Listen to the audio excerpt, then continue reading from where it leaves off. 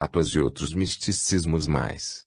Isso é o que temos de ensinar às crianças, aos adolescentes e aos nossos jovens, que as proibições bíblicas nós, os espíritas, as acatamos, porque também não aceitamos a idolatria. Porém, se alguém frequenta uma casa espírita, mas tem em seu lar altares repletos de imagens e é cheio de crendices, morrendo de medo de olho grande e de espíritos trevosos, enfim, só não anda com cruzes penduradas no pescoço porque assim seria demais, é que ainda não conhece a doutrina espírita e depois, não sabe por que seus filhos não são espíritas. Em Provérbios capítulo 2, para que sigas o bom caminho e guardes as sendas dos justos, porque os retos habitarão a terra e os honrados permanecerão nela, porém os malvados serão expulsos da terra, e dela serão varridos os pérfidos. No capítulo 3 de Provérbios, temos, meu filho, não te esqueças das minhas instruções, e guarda no coração os meus preceitos. Longos dias, anos de vida, e prosperidade ser-te-ão acrescidos. Que não se afastem de ti o amor e a fidelidade. Pendura-as ao pescoço, escreve-as na medalha do teu coração. Feliz o filho que encontra no lar bons mestres. Capítulo 1 de Provérbios nos esclarece que o ensino da mãe é um diadema de sabedoria na mente de um filho e um colar de vitórias para ele, se segue e respeita as leis de Deus. Porque os espíritas estão negligenciando a educação dos filhos, dizendo não desejar obrigá-los, os filhos cada dia mais ficam distantes do espiritismo. Hoje, a juventude está sofrendo, pois não sabe se defender quando a dor a busca. Adolescentes pregam susto na família com a gravidez precoce. Crianças, que deveriam estar brincando de bonecas, estão atrapalhadas com fraldas e choro de bebês. E dizem as mães, minha filha engravidou com 12 anos e eu jamais percebi alguma coisa, não desconfiava que meu bebê tinha crescido. Para mim, ela ainda era inocente. Que susto quando anunciou sua gravidez. Fatos como este são muito comuns hoje em dia. O que pode deter essas adolescentes? Somente o encontro com Deus, e a doutrina tem condição de alertá-las, porque o espírita não pode ser antiquado, tem de ser atual, acompanhar os fatos da sociedade. Atualmente, os ônus e os encargos que a gravidez precoce trazem à família levam-na quase ao desequilíbrio. O melhor é reforçar o alicerce do lar, antes que uma de suas paredes venha ao chão. A criança é uma bênção, mas seria bem melhor se todas fossem recebidas em lares bem alicerçados. Uma jovem de 12 anos nem sabe o que vem a ser gravidez, a avó assume a maternidade e acaba substituindo a mãe. E a adolescente continua a mesma vida de antes, barzinhos, festinhas, namoricos, enfim. Continua a mesma vida fútil graças à mãe que, ao assumir a criança, isentou a adolescente da responsabilidade com a maternidade e ela se tomou a irmã do filho, e não sua mãe. Por isso, aqui estamos hoje, tratando do ensino espírita para crianças, adolescentes, jovens e adultos. A casa espírita não pode estar aquém da sociedade. Temos de modernizar os ensinos espíritas e os instrutores devem tratar a criança da época atual dando-lhe as respostas que ela está buscando, e não querendo tratá-la como se vivesse bem longe do que ocorre no mundo físico. Dizem que é modernismo, que o sexo está livre e que a menina não pode proceder como as garotas de antigamente. Para os médicos, a garota de 12 anos ainda está vivendo uma fase de aceitação do próprio corpo, que está passando por uma transformação, deixando de ser criança. Tanto é assim que muitas meninas ficam até tímidas, com vergonha dessa mudança. E como ela reage diante de uma nova transformação, mais intensa, uma gravidez? Será que se sente feliz? E os comentários dos vizinhos, dos familiares, dos coleguinhas? E depois, ela vai começar a perder o momento mais rico de sua existência, a inocência, a consciência tranquila, quando dorme em paz. Tudo isso ela perde muito cedo. Além disso, O envolvimento sexual tem suas consequências morais e também físicas. Hoje, a jovem que não respeita seu corpo, que não se resguarda, pode não somente ter uma gravidez precoce, como contrair doenças sexualmente transmissíveis. Há 18 anos, foi levada ao plano físico a preocupação da espiritualidade com as drogas, através de um livro dirigido aos jovens. Infelizmente, alguns espíritas não acreditaram na espiritualidade. Muitos até julgaram fantasiosos os fatos narrados naquela época. A preocupação de toda a espiritualidade hoje está dirigida não à juventude em si, como há 20 anos atrás. Atualmente, nossa preocupação é com a criança, o adolescente e o jovem das casas espíritas. Todos os dirigentes de uma casa espírita têm de trazê-los ao centro, pois eles precisam assumir compromissos doutrinários. Vamos criar cursos de artesanato para os filhos dos espíritas. Muitas vezes, estamos preocupados com os filhos do abandono, quando os nossos são mendigos de amor. Vamos fazer caridade, vestir os nus, dar de comer aos que têm fome, mas antes de tudo vamos trazer nossa família para a casa espírita e educá-la com a cartilha do Cristo, criar núcleos de ensino com ótimos profissionais, sem permitir que os conhecedores da doutrina se aposentem deixando os jovens sem quem os possa ensinar.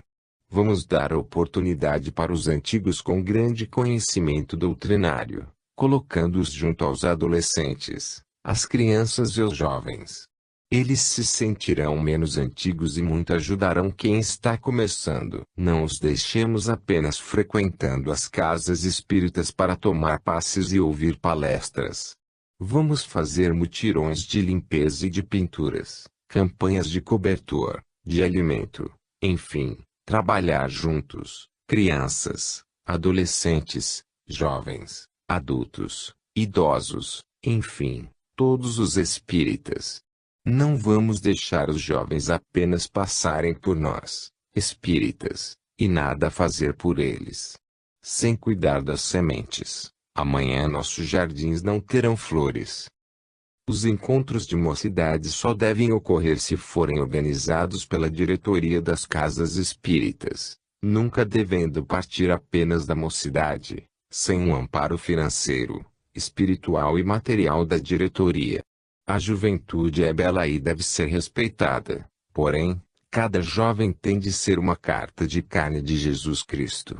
Esses encontros devem ser realizados para unir os jovens, para troca de conhecimentos doutrinários, e não apenas para diversão.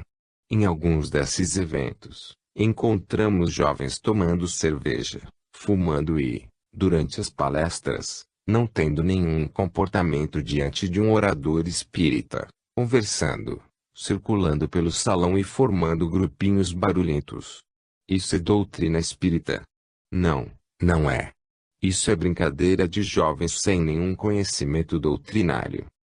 É hora de os espíritas lutarem pela pureza doutrinária, e não será ir um dia ou outro a uma casa espírita que estaremos trabalhando em prol da melhoria da humanidade.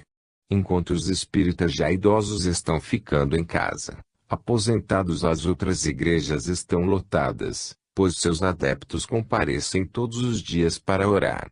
Porque o espírita, muitas vezes, deixa de frequentar a casa, por julgar que tudo sabe, que já chegou a um ponto no qual não precisa mais aprender. Se Deus trabalha todas as horas em prol do crescimento espiritual do homem, por que seres pecadores fogem da luta? Será que nosso instrutor maior, Jesus Cristo, já se aposentou, porque atingiu um patamar altíssimo? Claro que não. Ele está em todos os lugares e nós, que nos dizemos seus seguidores, devíamos fazer o mesmo. Infelizmente, poucos presidentes de centros espíritas e suas diretorias visitam lares pobres ou vão aos centros nos dias de palestra para analisar o que está adentrando suas casas. Os jovens devem ser alertados de que o fumo os prejudica, assim como a simples cervejinha.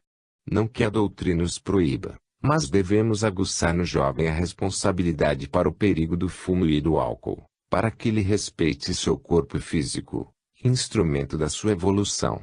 Para ser respeitado, tem de ter uma conduta espírita, porque não se concebe um jovem, uma criança ou um adolescente sem um comportamento digno em uma casa espírita. Isso só acontece por falta de conhecimento doutrinário. O palestrante fez uma pausa para que descansássemos. Capítulo 10. A responsabilidade do espírita. Após breve descanso, retomamos e percebemos que mesmo em se tratando de uma longa e enfática preleção, a plateia permanecia atenta. Estamos de volta para dizer que a finalidade desse nosso encontro é para que levem até o plano físico a preocupação dos encarregados da pureza doutrinária. Com pesar temos visto algumas mocidades em algazarras em seus encontros, que mais parecem festival de rock, e não encontros de jovens espíritas. E quantos jovens, depois dessas viagens carregando mochilas e colchonetes nas costas, não se defrontam com a responsabilidade de uma gravidez prematura. Muitas casas espíritas estão acabando com as mocidades porque, ao invés de aprenderem doutrina, os jovens estão preocupados com os namoricos e com os encontros de mocidades. E casa espírita não é agência de casamentos, mas reformatório de almas. Vamos, todas as diretorias de casas espíritas, analisar nossas mocidades e constatar se estamos dando aos jovens elucidações doutrinárias e fazendo deles cidadãos úteis à sociedade, e não criaturas que apenas frequentam centros espíritas, sem nada conhecerem da doutrina. Tomamos a repetir, é grande o número de espíritas respeitáveis cuja família está se perdendo no mundo da matéria. Existem trabalhadores da doutrina cujos filhos estão na cadeia ou prisioneiros de vícios, porque não foram bem orientados pelos pais. Desde pequena a criança tem de aprender a amar a doutrina, e uma criança não pode gostar da doutrina se é obrigada a se sentar à mesa do culto do evangelho no lar para ouvir os adultos falarem e orarem muito. Porém, exemplo, nada. O culto do evangelho no lar deve durar, no máximo, 30 minutos, principalmente quando temos crianças e adolescentes. Não são os excessos de palavras que educam, mas os grandes exemplos. Temos de trazer nossa família para a casa espírita, mas para isso precisamos dar-lhe ocupação e respeito. Os centros espíritas precisam manter-se, e como não devemos cobrar mensalidade, fazer rifas ou pedir dinheiro, por que não criar frentes de trabalho para manter a casa e nos tornarmos úteis às pessoas? Se todos trabalharem para a manutenção de sua casa espírita, saberão quanto custa manter limpo e bonito o centro. Se trabalharem com afinco, não só aprenderão um ofício, como também ocuparão seu tempo, não indo à casa espírita apenas para encontrar amigos. Se todas as casas espíritas trouxerem crianças, adolescentes, jovens e idosos para suas frentes de trabalho, eles muito os ajudarão, pois sentir-se-ão mais úteis e as casas não terão dificuldade de pagar suas contas. Se todos participassem da costura espírita, fariam enxovais para bebês, que não têm sequer uma camisa para aquecer-lhes o pequeno corpo. Há mocidades que trabalham, visitam hospitais, fazem coletas de mantimentos, mas é preciso ir além, trazer o jovem para dentro da diretoria da casa. A espiritualidade deseja muito mais. Ela quer todos os frequentadores, não importa sua idade, agregados às frentes de trabalho, tirando um dia do mês para embelezar o centro espírita, lavando o chão, os vidros e as paredes, ou consertando o que estiver estragado, cuidando também do jardim. Todos se sentirão úteis, e quando nos sentimos úteis a felicidade nos envolve a alma. A casa precisa, e muito, de um trabalho comunitário, sem jamais esquecer que a única porta de entrada que deve existir é do estudo. Precisamos estudar o livro dos Espíritos de uma maneira fácil de ser assimilada. Vamos dar o exemplo de um estudo que pode ser ministrado para crianças de 4 a 6 anos. O instrutor explica: vocês estão em uma casa espírita, onde se estuda o espiritismo. Quem codificou o Espiritismo foi um homem chamado Hippolyte Léon Denisard Rivail, mais conhecido por Allan Kardec. Não foi ele quem criou o Espiritismo. O Espiritismo é a terceira revelação de Deus. Os Espíritos passaram para Allan Kardec as revelações do alto, e ele, Allan Kardec, mostrar fotografia, reunindo os escritos dos Espíritos, foi formando os livros que comporiam a codificação. 5 deles formam o Pentateuco Espírita. Querem saber quais são eles?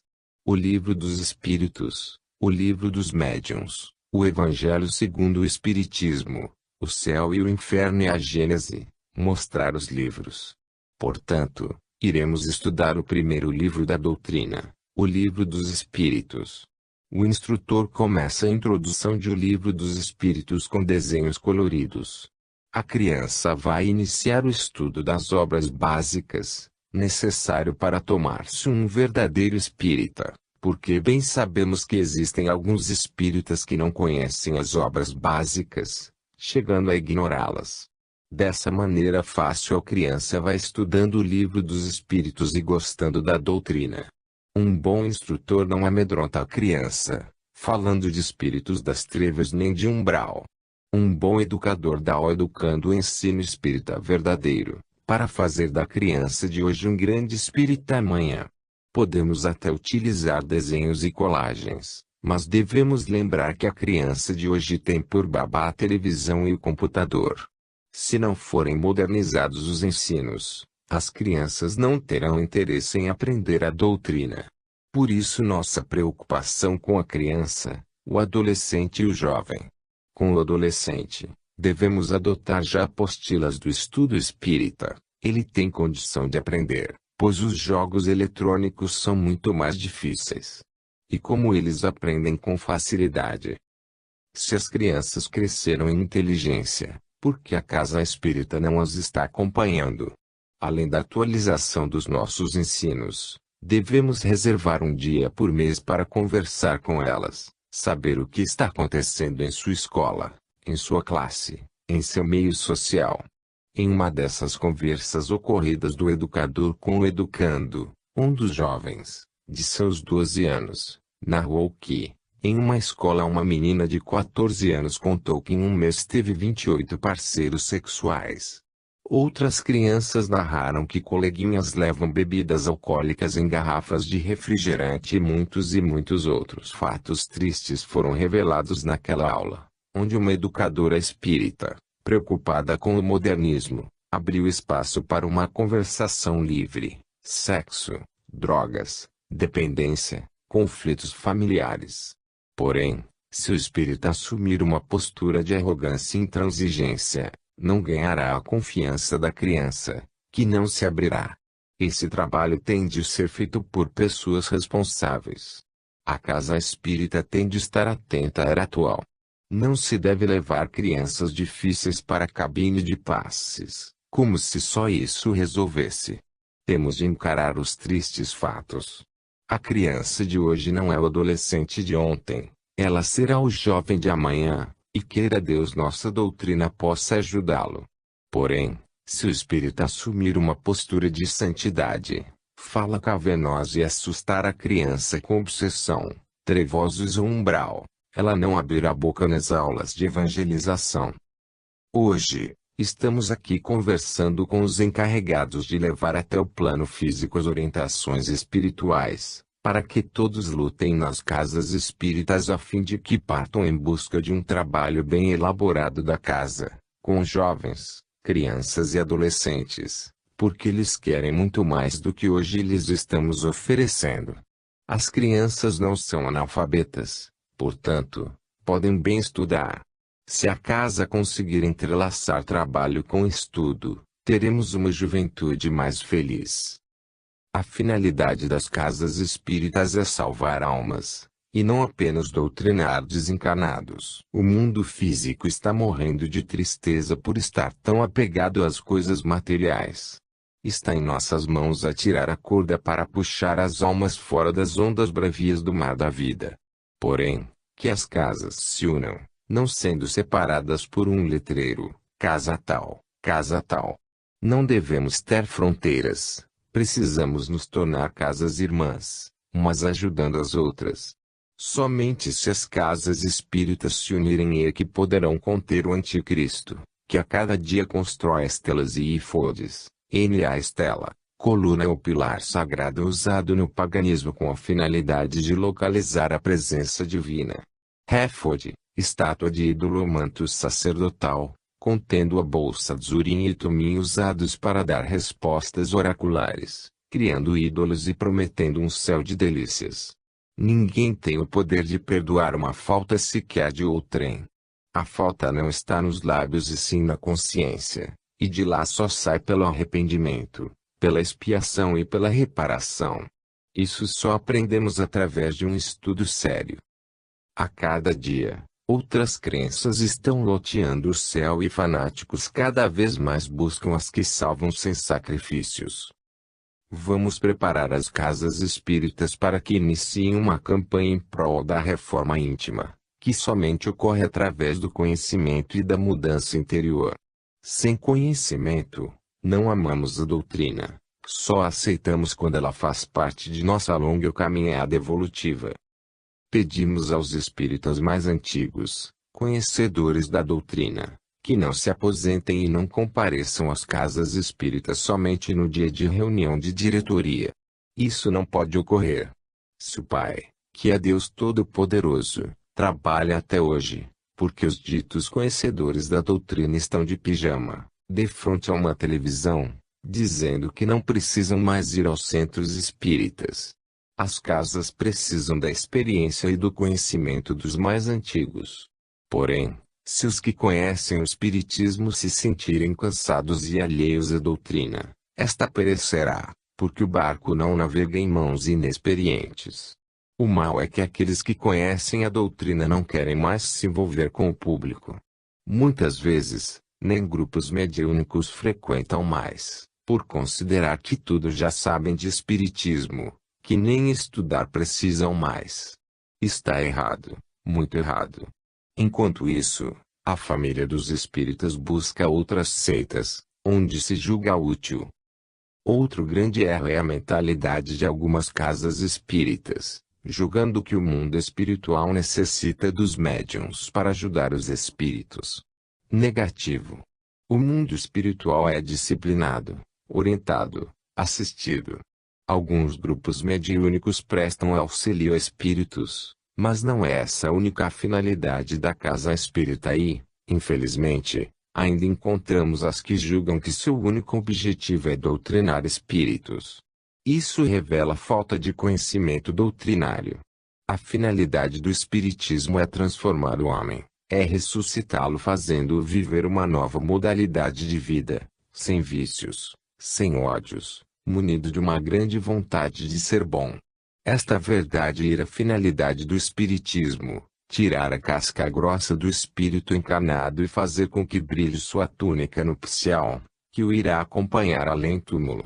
Ao chegar à doutrina e não procurar matar o homem apegado às coisas materiais, às mentiras, à vaidade, permanecendo a mesma criatura repleta de iniquidades, ela não adentrou nossos corações. A terceira revelação tem o mesmo valor da primeira, trazida por Moisés, e da segunda, trazida por Jesus. Em todos esses momentos da humanidade, o Cristo esteve presente. No Sinai, o pecador Moisés dele recebeu o Decálogo, as leis de Deus.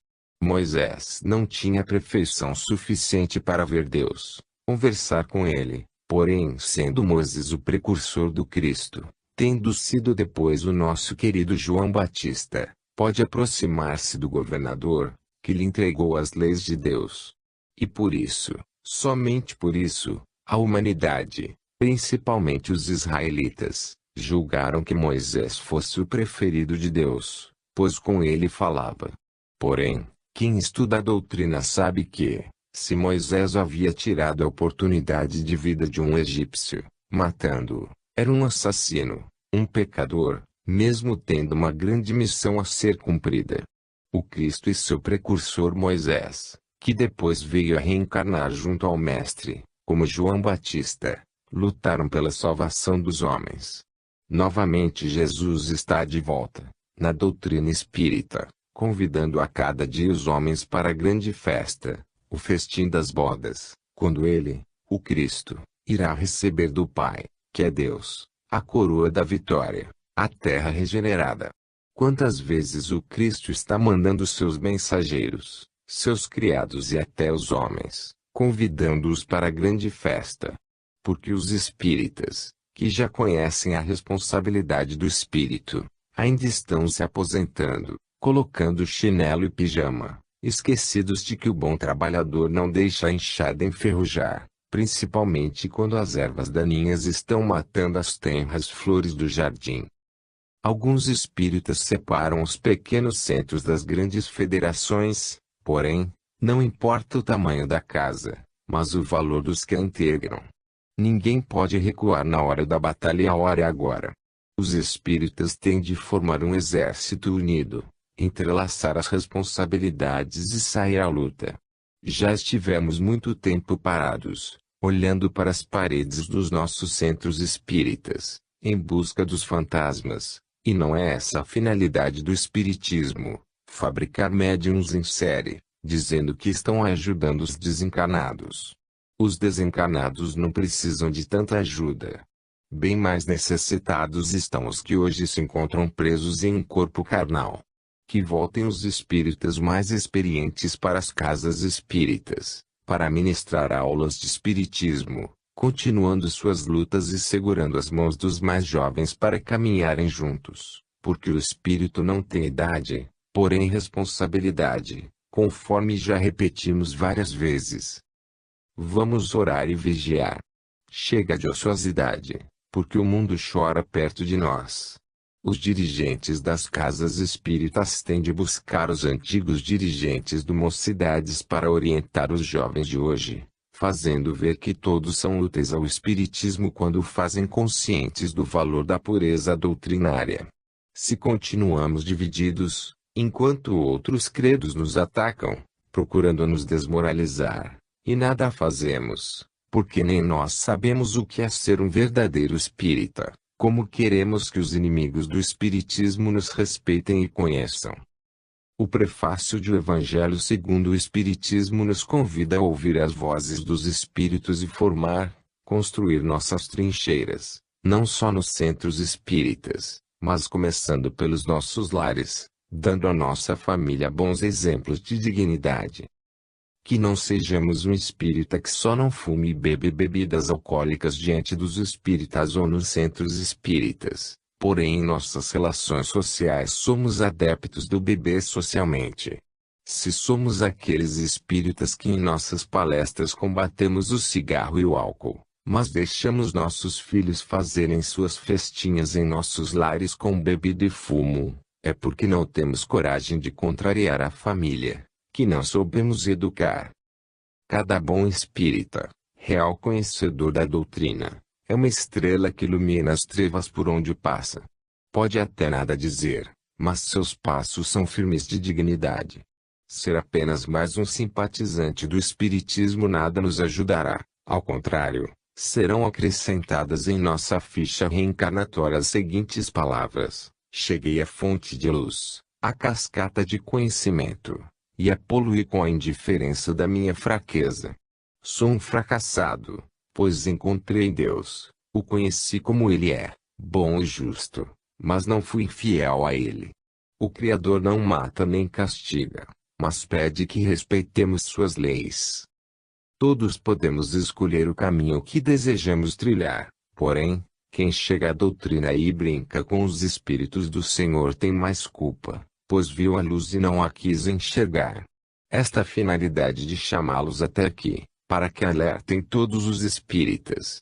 Que todos os presidentes ou aqueles que pertencem à diretoria da casa saiam em peregrinação, proclamando o estudo sério da doutrina em todos os centros espíritas, mesmo os que não são fiéis à pureza doutrinária. Importa que alguém faça alguma coisa, principalmente os presidentes das federações espíritas. Eles, que possuem tanto conhecimento, não podem ficar somente em seus gabinetes, em suas secretarias, Se até grandes líderes religiosos estão saindo dos seus casulos para falar de Deus, às vezes em precárias condições de saúde, porque os nossos conhecedores de doutrina permanecem apenas indo aos seus centros, esquecendo de passar o seu conhecimento às casas irmãs.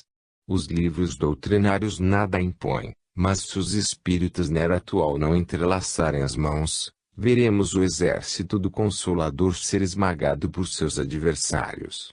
Irmãos, busquemos Isaías em seu capítulo 1, ouvi a palavra do Senhor, magistrados de Sodoma, prestai ouvidos ao ensinamento do nosso Deus, povo de Gomorra. Que me importa a abundância de vossos sacrifícios? Diz o Senhor: estou farto de holocaustos de carneiros e de gordura de animais cevados, do sangue de touros, de cordeiros e de bodes, não me agrado. Quando entrais para vos apresentar diante de mim, quem vos pediu para pisardes os meus átrios? Não continueis a trazer oferendas vazias. O incenso é para mim uma abominação. Não suporto neomênia, sábado, convocação de assembleia, iniquidade com reunião solene. Vossas neomênias e vossas solenidades, eu as detesto. Elas são para mim um peso, estou cansado de suportá-las. Quando estendeis as vossas mãos, escondo de vós os meus olhos. Ainda que multipliqueis a oração, eu não ouço, vossas mãos estão cheias de sangue. Lavai-vos, purificai-vos. Tirai a maldade de vossas ações de minha frente. Deixai de fazer o mal. Aprendei a fazer o bem. Procurai o direito. Corrigi o opressor, julgai a causa do órfão, defendei a viúva.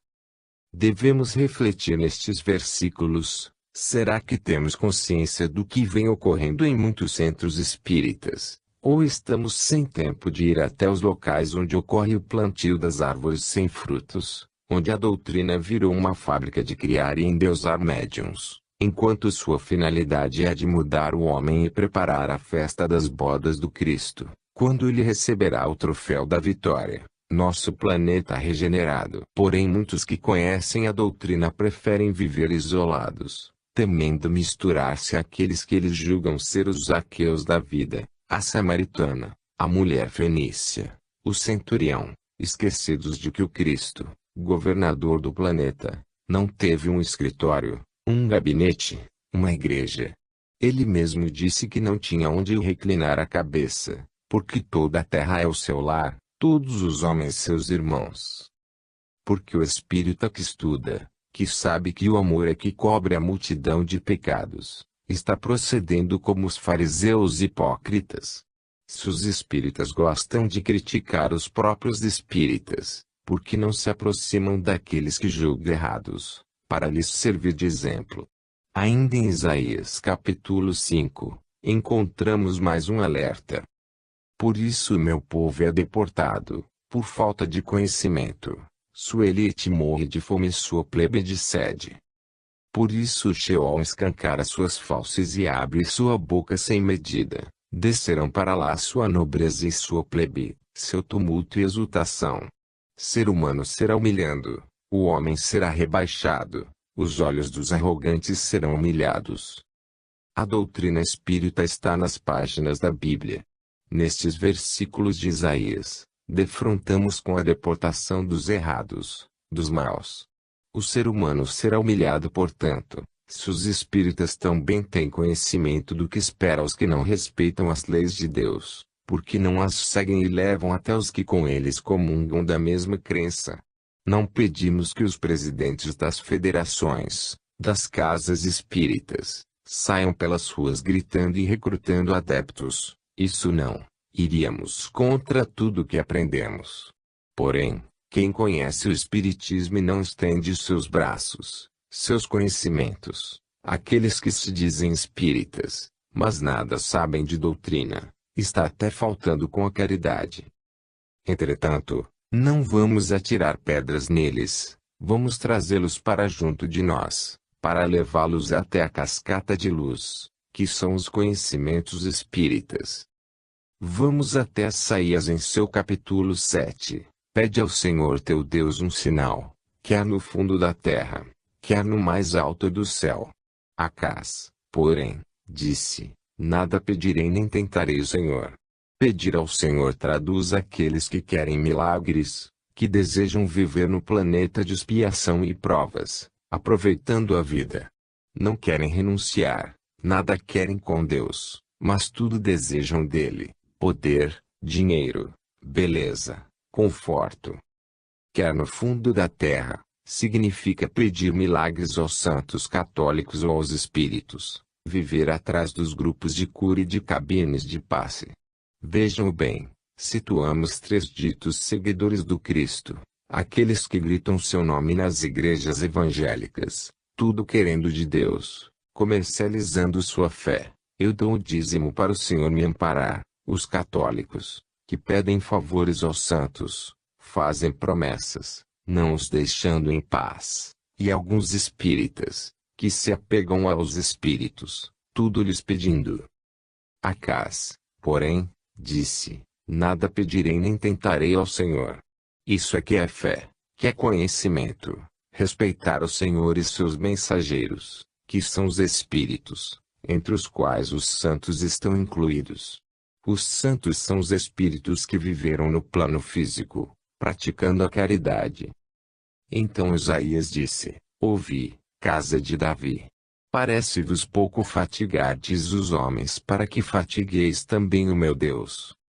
Por isso, o Senhor mesmo vos dará um sinal: eis que a jovem mulher está grávida e vai dar à luz um filho, e lhe dará o nome Emanuel.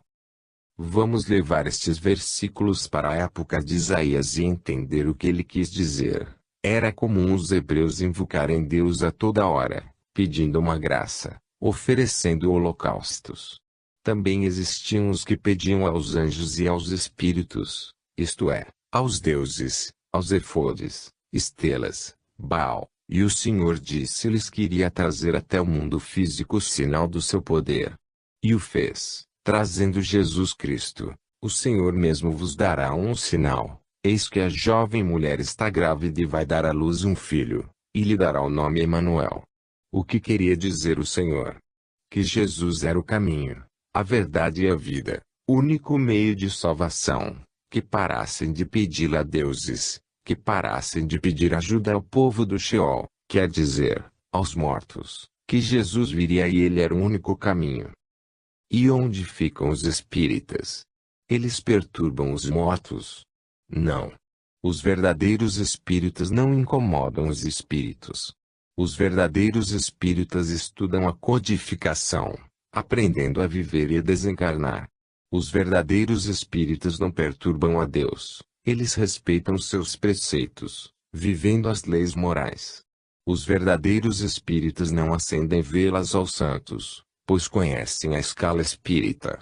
Os verdadeiros espíritas não oferecem presentes aos mortos, pois através dos estudos sabem que os espíritos de nada precisam do mundo físico, ficando felizes com as preces e a reforma íntima de cada um. O espírita que estuda possui amigos desencarnados, e não ídolos ou milagreiros.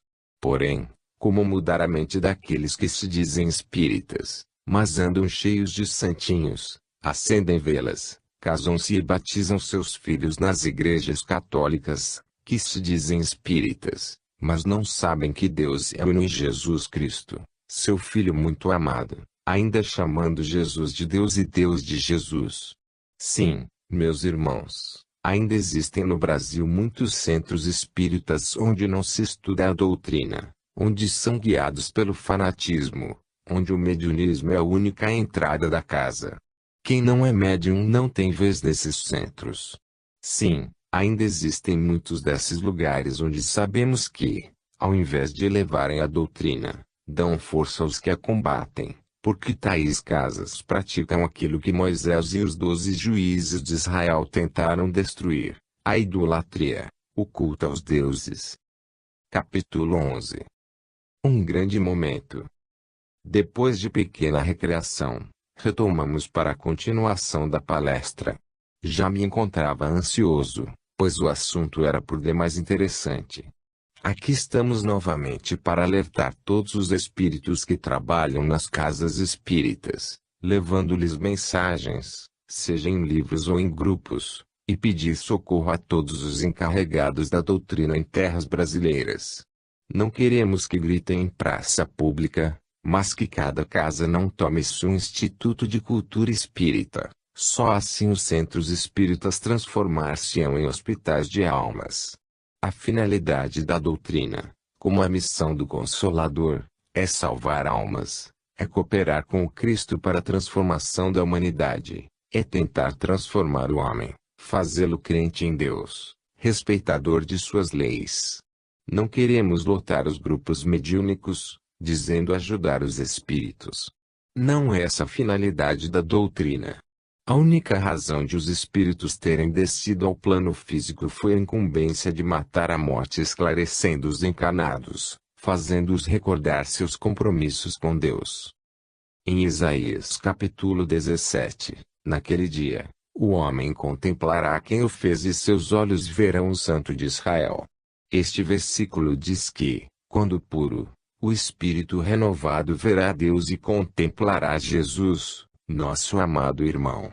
Não contemplará os altares, refere-se a paramentos, imagens, cerimônias e rituais, todos dispensáveis no espiritismo, obra de suas mãos, imagens, deuses, e não verá o que os seus dedos fizeram, novamente as esculturas, os deuses, as estacas da idolatria, refere-se às estelas e aos efodes, e os braseiros, turibulos que queimam os incensos. Esta passagem é muito oportuna. Deus não pergunta ao homem qual foi sua crença, porque o valor do homem não está em sua crença, mas em seu coração e em sua consciência. Para terminar esta súplica de todos os espíritos que amam a doutrina espírita e desejam que ela não seja imaculada, vamos até Isaías capítulo 33. Os teus olhos contemplarão o Rei em sua formosura, os habitantes da terra regenerada. Eles verão a terra em toda a extensão, a terra não terá mais fronteiras, todos os países serão irmãos, não haverá mais guerra. Teu coração se lembrará daquilo que temia, nesse momento, serão lembrados os sacerdotes, aqueles que faziam temer a Deus, mas que não ensinavam a amá-lo, o que hoje a doutrina espírita tenta fazer. Apresentar Deus ao homem, um Deus que não mata nem castiga. Onde está o que contava? Refere-se ao que contava mentiras, falando de inferno, purgatório e penas eternas. Onde está o que pesava? Referência àquele que condena, que excomunga, que manda para o inferno, que julga. Onde está o que contava as torres? Aquele que só olhar as igrejas, querendo aumentar seus números, não é a quantidade de templos que melhora o homem, mas a qualidade dos ensinos ministrados. Já não verás o povo arrogante, aqui se completa tudo o que foi falado, não se verão mais todos os que pregavam o evangelho com arrogância. O povo de linguagem incompreensível, aquele que torna o evangelho incompreensível para pessoas de pouca cultura. De língua ridícula, sem sentido, linguagem que precisa de dicionário para ser entendida, sem sentimento. Enquanto as palavras do Cristo eram simples, de sabedoria. Nenhum habitante dirá mais, estou doente. Na terra regenerada não haverá mais as doenças que hoje afligem a humanidade. O povo que ali habita está livre de culpa. Os habitantes da terra regenerada estarão livres das culpas do mundo expiatório. Esta passagem de Isaías retrata o grande momento da terra regenerada, quando o povo que habitar receberá um grande abraço do Mestre, seu governador. Que o Senhor nos livre da tentação do orgulho e da vaidade, que Ele, o Senhor, seja nosso eterno pastor e que sejamos dignos portadores do serviço da sua seara. Que Deus os abençoe e que todas as casas espíritas abram suas portas, não somente para receber os que as buscam, mas para que os espíritas que têm responsabilidades saiam em visita a outras casas e promovam o intercâmbio de conhecimentos. Que Jesus esteja sempre presente nos corações dos seguidores da doutrina, para que cada espírita seja uma carta de carne, repleta de amor, por onde passar, e que as casas espíritas se conscientizem de que o que mais precisa o homem de hoje, como o de ontem, é de humildade. Que Deus nos ampare para que todos nós, que tivemos a felicidade de encontrar a doutrina espírita, saibamos nos tomar dignos dela, porque só conhecemos a árvore pelos frutos. Se desconhecemos as obras doutrinárias, não temos capacidade de saborear o néctar dos ensinamentos que se encontram nos livros da codificação e nos dos grandes filósofos do Espiritismo. Se apenas adorarmos os médiuns e buscarmos nos espíritos o consolo para nossas tristezas, longe nos encontraremos da árvore da vida. Esperamos que cada companheiro que aqui se encontra leve até o encarnado as verdades da doutrina e sua real finalidade, que é de transformar o homem pelo conhecimento de si mesmo. Essa única finalidade da doutrina espírita, melhorar o homem, torná-lo digno, como filho de Deus que é.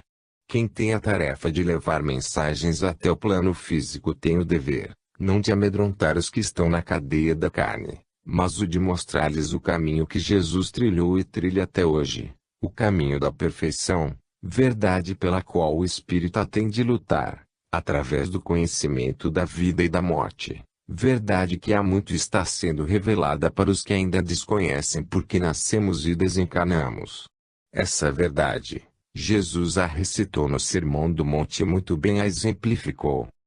A vida é a vida plena, que hoje cada um já pode ir planejando até a eternidade, a verdadeira vida, sem remorso, sem mágoa, sem tristeza, sem vingança.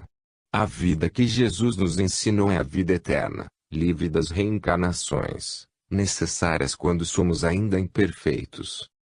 A finalidade da doutrina é salvar o maior número possível de espíritos. Para isso há muitos mensageiros de Deus estão soprando em todo o planeta, e feliz o homem que os escutar. Porém, para que nossa doutrina não seja comprometida por ensinamentos e atos equivocados, todos temos de nos conscientizar de seu real valor e esquecer de nós mesmos, pelo trabalho do Cristo. Os que recebem a incumbência de dirigir grupos, de compor diretorias de casas espíritas, de proferir palestras, de ministrar o estudo espírita, de servir de intérprete aos espíritos, todos precisam tomar o banho de humildade, para que a obra não pereça. Voltamos a repetir, a casa espírita não é um lugar onde se vai apenas uma vez por semana. Ela deve ser, para todos nós, a universidade de que precisamos para não morrermos de ignorância das coisas de Deus, porque é um educandário de almas, onde o homem velho se educa, para educar sua família e todos os que cruzam com ele nos canteiros do plano físico. Os que apenas frequentam os salões de palestras ou as cabines de passes não estão em busca de uma transformação, estão, sim, em busca das coisas da matéria, que nenhuma casa bem constituída no plano maior pode oferecer. Todos os espíritos podem escrever mensagens e livros, porém, que sejam analisados para saber se os espíritos que os escrevem são confiáveis. Se Deus trabalha sem cessar e Jesus prometeu estar ao lado de cada irmão até o final dos tempos, por que somente na nossa doutrina alguns se julgam velhos, outros sábios, outros que nada mais têm a aprender, outros aposentados? Vamos meditar sobre isso tudo. Que Deus nos abençoe. Estávamos sob o impacto daquela palestra, com os valiosos comentários que ouvíramos. Quando já nos íamos retirar, Josué avisou-me, o irmão palestrante o espera na sala 4. Confesso que um tremor tomou conta de meu corpo. Logo eu, ir até aquele iluminado e culto espírito. Por que eu? Indaguei. Hilário segurou meu braço e pediu, vamos, nosso irmão nos espera. Você também vai falar com ele? Não, só iremos acompanhá-lo. E, assim, logo estávamos à frente daquele irmão. Confesso que me encontrava mudo. Josué o cumprimentou e me apresentou a ele. Com um belo olhar, o olhar dos justos, ele sacudiu a cabeça ao cumprimentar-me. Obrigado por ter vindo até nós. Irmão, nós é que agradecemos. Este nosso encontro tem a finalidade de lhe agradecer pelo trabalho dirigido aos que ainda estão em um corpo jovem e que, na era moderna, tanto precisam de amparo. Sabemos que seus livros não só atingem alguns espíritas, como também têm alcance acentuado junto a pessoas de diferentes crenças. A todos o irmão leva a mensagem de esperança. Nisso, nossos irmãos Hilário e Josué pediram licença e se retiraram. Ficamos nós dois. Ele convidou-me a acompanhá-lo e logo estávamos em um belo jardim, onde um espelho de água refletia o brilho do sol. Irmão, agradeço mais uma vez a bela explanação que tivemos a felicidade de escutar e gostaria que me orientasse, onde tenho errado em meus livros, que alguns espíritas até julgam antidoutrinários. E por serem dirigidos aos jovens, por falar gírias ou por narrar sobre os umbrais. Gostaria de saber a razão. Na doutrina do Verbo, Luiz, eu pensava que Jesus era a sabedoria que ninguém poderia igualar, que nasceu para nos dar exemplo de desprezo por tudo que é material, que só assim o homem poderia adquirir a imortalidade. Parecia-nos que somente nós tínhamos merecido tão grande autoridade de magistério, pelo cuidado com que ele, o Cristo, ocupou-se de nós. E pensávamos que a cada dia nos aproximávamos dele. Às vezes julgávamos que o Cristo era Deus revestido de carne, porém sem lhe atribuir uma inteligência humana. Entretanto, à medida que tudo fazíamos para compreender o Cristo, sua grandeza, e depois de ler muitos e muitos livros, sentimos, pelas trevas da nossa alma, que não nos era permitido contemplar a grandeza do Cristo. Que não tínhamos ainda a evolução suficiente para entender os espaços finitos e os infinitos. Como queríamos conhecer a origem do Cristo, o seu Espírito. Começamos a sentir o Cristo como Ele mesmo, sem se transformar em outro, quer parcialmente com algum movimento, quer de qualquer outro modo. Confessamos, porém, que éramos demasiado fracos para gritar do que estava cheio nosso coração. Tagarelávamos a boca cheia como sabichão, mas não passávamos para frente o que a cada dia nossa alma descobria, o caminho de Deus. Sim, Luiz Sérgio, o Cristo é o caminho que leva o homem pecador a Deus. Já então nosso coração amava o Cristo, por isso buscávamos compreender sua trindade e esse era nosso castigo. Começávamos a querer parecer um sábio, não chorávamos e, por acréscimo, inchávamos-nos com a ciência. Onde estava a caridade que se levantava sobre um alicerce de humildade, que é Jesus Cristo? Nas pregações que fazíamos, nos livros que escrevíamos. E dia após dia ele, o Cristo, nos chamava, querendo que fôssemos ao seu encontro, e nos colocava nas mãos as Escrituras, para que ficasse impresso em nossa memória o sentimento que nelas, só nelas, experimentaríamos. E foi assim, Luiz Sérgio, na busca das verdades nos livros da Bíblia, que encontramos a serenidade e que nossas feridas foram tocadas pelos dedos de Jesus e por ele curadas. Pudemos, então, discernir perfeitamente a diferença da presunção, da confissão, do fanatismo religioso, entre os que não veem nem por onde se dirigem os que neles acreditam nem o caminho que é Cristo, e que conduz a Deus. Porque muitos que pregam a palavra não conhecem o verdadeiro Cristo e o objetivo de sua vinda ao plano físico, muito menos as moradas da casa do Pai. Se antes de tudo tivéssemos nos instruído nas Escrituras e nos familiarizado com Yunás, sentiríamos sua doçura e não teríamos praticado tantos julgamentos. Por isso estamos aqui, na universidade, preparando mensageiros para levar até o plano físico o convite às casas espíritas, para que elas adotem a Bíblia em seus ensinos. Hoje bem sabemos que se alguém estuda a doutrina espírita como deve ser estudada, juntamente com o livro sagrado, poderá alcançar o mesmo conhecimento que atingimos, um Deus bom, justo e indivisível. Alguns espíritas dizem que existem certas contradições na Bíblia e incongruência no seu contexto. Para que isso não venha a ocorrer, precisamos compreender o real valor dos seus livros, começar a lê-los e notar tudo o que de verdadeiro existe na vida física do homem. Já estão contidas na Bíblia as recomendações de como não se prender à matéria. Isso aconselhamos a todos aqueles que não podem nela enxergar o Cristo, por não senti-lo bem perto, mas que podem, contudo, buscar o caminho. E o caminho, mesmo sendo estreito, é o que leva a Deus. Seu nome, Jesus. E hoje quem consegue transformar o homem é a doutrina espírita.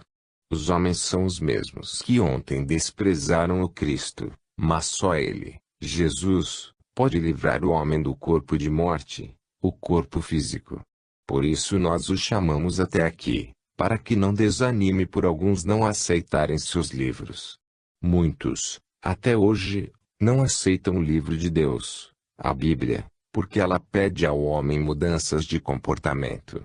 A Igreja Católica se dividiu porque deixou que uns caminhassem de uma maneira, outros, de outra. Queira Deus isso não venha a acontecer com o Espiritismo. Luiz Sérgio, existe outra espécie de ímpios, os quais, tendo conhecido Jesus, não o glorificam nele e rendem graças.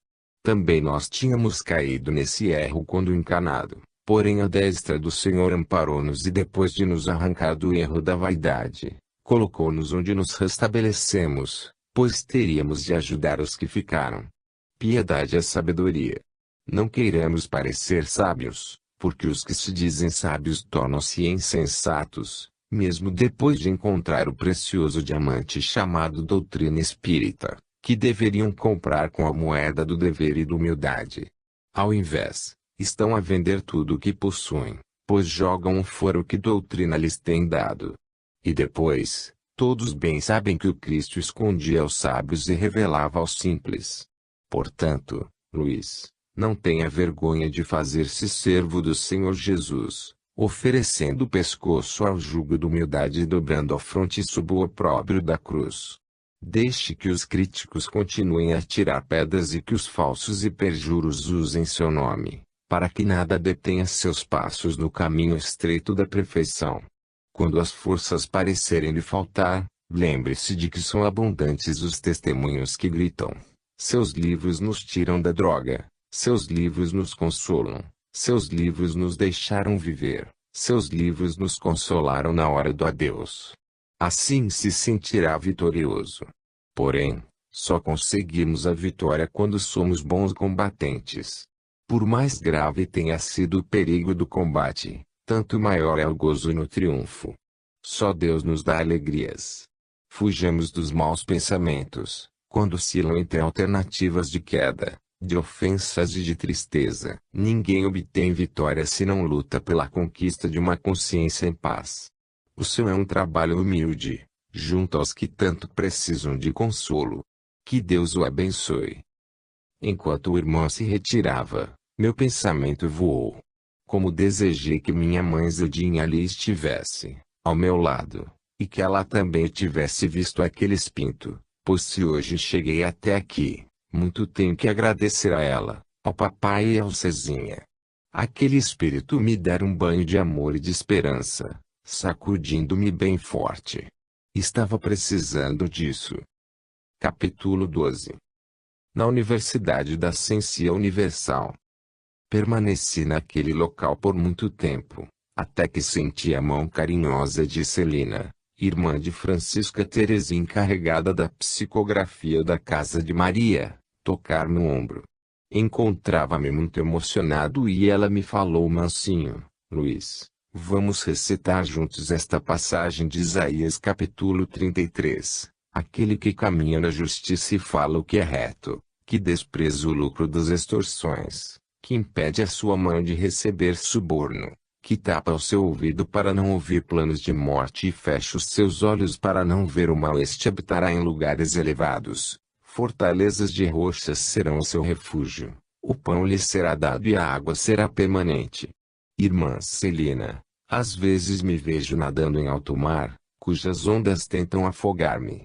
É como se elas estivessem tentando impedir a execução de minha tarefa. Luiz Sérgio, quando isso acontecer, o irmão deve recordar-se do Cristo andando sobre as ondas bravias. Como irmãos dele, devemos fazer o mesmo, não deixando que as ondas de um mar trevoso nos levem a não concluir nossa tarefa. Como disse nosso irmão palestrante, quando o desânimo aproximar-se, procure ouvir as preces de todos aqueles que já foram beneficiados através de seus livros. Você não foi escritor e suas obras não são escritas para intelectuais. Elas não têm essa pretensão. Seus livros, Luiz